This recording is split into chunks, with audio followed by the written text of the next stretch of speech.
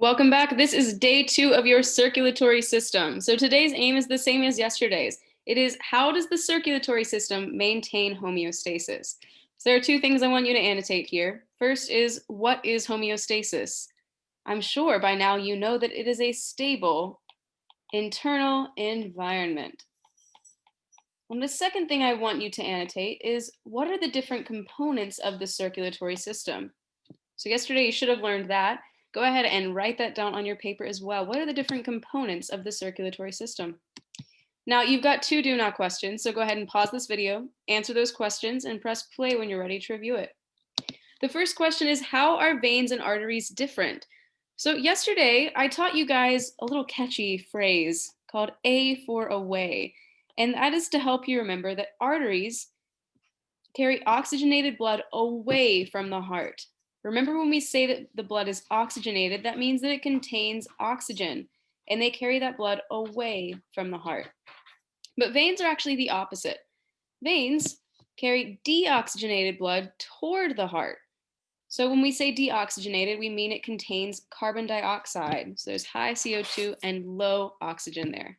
And they carry that blood back towards the heart. So now the second question is, what is the name of the body system that transports blood throughout the body? Well, this is that lovely thing called the circulatory system. So that's what we're talking about today. And today we're going to be talking a little bit more about the heart and how that's involved with this process as well. But before we do that, I have a beautiful song to share with you guys, and that is the Bloodmobile. Now, I can't actually show you that video on this video for copyright reasons, but what I've done is I've actually linked this video on your worksheet. So I want you guys to click on the link.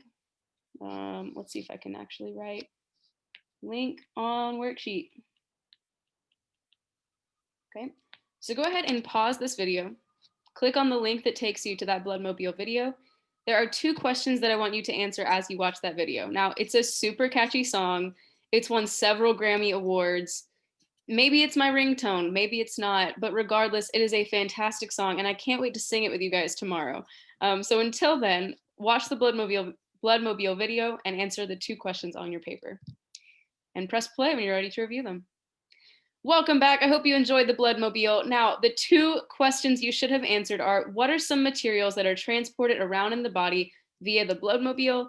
And is blood really a delivery service? Well, some of the materials that are transported in the body are things like oxygen, carbon dioxide, gases, hormones, wastes, nutrients, and more. So it delivers a lot of different things around our body and makes sure that our cells get all of the nutrients that they need to survive.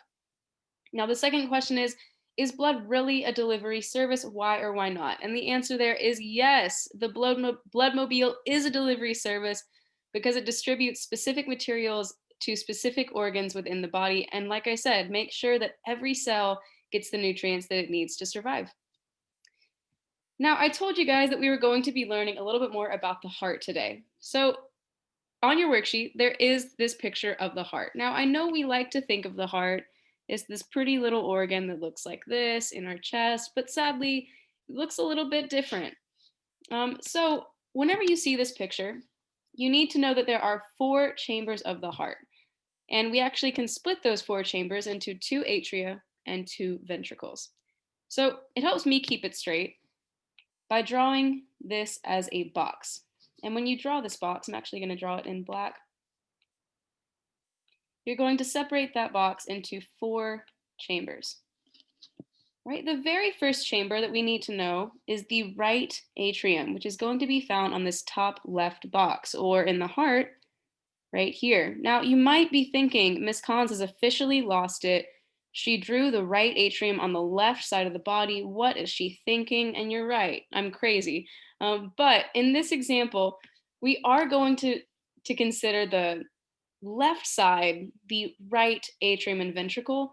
And that's because that's what it would look like if we were looking at a person from the front of their body. So I'm going to draw a little person waving right here. Yeah. All right, he doesn't have another hand. That's, ugh. It's really a good thing that I'm not an artist. Okay. Right, so if this person is waving at us with his right hand, we actually see that on the left side of his body, right? So anything that's on his right side of the body, we are going to see on the left. So that's why when we look at this heart from the front, we put things that are on our left side, we label them as the right. Okay, that'll make more sense once I go through the rest of this, but just remember that it's kind of backwards from what you think it would be. But I digress. Back to the right atrium. So what is the function of the right atrium? We see here it's at the top left section of the heart. We need to know that the right atrium receives deoxygenated blood from the body and then pumps it down to the right ventricle. So it receives deoxygenated blood from the body. Remember, deoxygenated means that it contains carbon dioxide, and then it pumps it down to the RV, or to the right ventricle, right? That then takes us to the next section of our box, which is the lower left-hand side.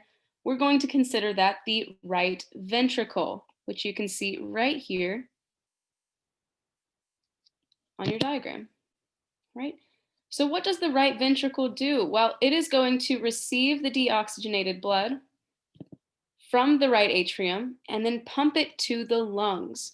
So it's going to take that blood through this passageway right here and pump it out through the pulmonary artery. Now, anytime you see this word pulmonary, it means lungs. Okay, so that pulmonary artery takes that blood and delivers it to the lungs. Now, I'm sure you can guess what's going to happen at the lungs. Well, that blood is then going to pick up oxygen. So this is where we see that transformation of deoxygenated blood into oxygenated blood. So then what ends up happening is that blood returns from the lungs through the pulmonary vein. Again, when you see pulmonary, it means lungs, and it's going to travel into the left atrium. So the left atrium's function is it receives oxygenated blood. Remember, that means it contains oxygen. It receives that oxygenated blood from the lungs and then pumps it down to the left ventricle. So the last chamber here is going to be the left ventricle. Right, I'm going to fill this in on my box. We've got the LA at the top, LV at the bottom. And the function of that left ventricle is to, wait for it, come on, there we go, receive that oxygenated blood from the left atrium and then pump it out to the rest of the body, right? And it's going to pump that blood out to the body through this lovely thing called the aorta. So to the body. Okay. Now, I know this looks really sloppy, so I'm actually going to go through this again with you guys on a different diagram. But first, there's a passage that I want us to read. Now, this is not on your document. If you would like to screenshot this and add it, you can, but it is not a requirement. So I'm going to read through this passage and then show you guys a diagram of the blood flow one more time. So where are the heart and blood vessels found? Well, we need to know that the heart is a fist-sized organ, which lies in the chest behind the sternum, which is known as your breastbone.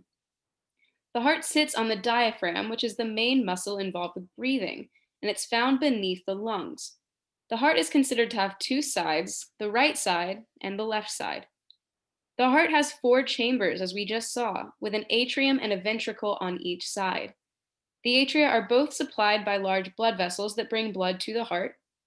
Atria have special valves that open into the ventricles. The ventricles also have valves, but in this case, they open into blood vessels. The walls of the heart chambers are made mainly of special heart muscle. The different sections of the heart have to contract or squeeze in the correct order for the heart to pump blood efficiently with each heartbeat. So whenever you guys feel your pulse, right, you feel your heart beating, that's actually those valves opening and closing, pushing the blood throughout your body. And this is the way that that happens. So again, when we see this image of the heart, there are 4 chambers you need to know. You've got the right atrium, the right ventricle, the left atrium, and the left ventricle. And the pathway that blood takes throughout this heart is it's first going to enter from the body into the right atrium. Now you might see that I have given you guys a blue arrow. That's to symbol that this blood is deoxygenated. It does not contain oxygen. And that deoxygenated blood is going to enter into the right atrium. I'll write that right here. Okay, and then it's going to flow into the right ventricle. That blood is then going to keep traveling until it exits through the pulmonary artery, which means that it's traveling to the lungs to receive oxygen. So then that deoxygenated blood picks up oxygen at the lungs and it returns back into the heart, this time entering the left atrium. All right, then that blood continues on into the left ventricle until it is finally pumped out through the aorta into the rest of your body. All right. Right, so now I want you guys to use that information to fill out this chart on your paper.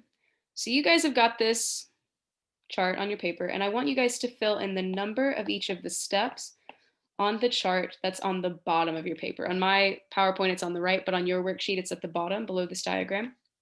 Okay, each of these numbers represents a step that is found on this chart. Now, there are two more words I want to teach you before I ask you to do this on your own.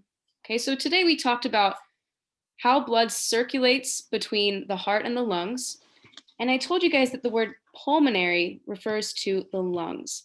So whenever we're talking about blood circulating between the lungs, we call that pulmonary circulation. So remember that pulmonary equals lungs. But then when we talk about blood circulating between the heart and the body, we're going to call that systemic circulation. So think of body systems, right? The heart and the body circulation is systemic circulation of blood. Okay, so use that to help you answer this question. I'm not going to review those answers with you until tomorrow in class. So go ahead and fill this out on your own, answer the exit ticket, and have a wonderful afternoon. I'll see you guys tomorrow.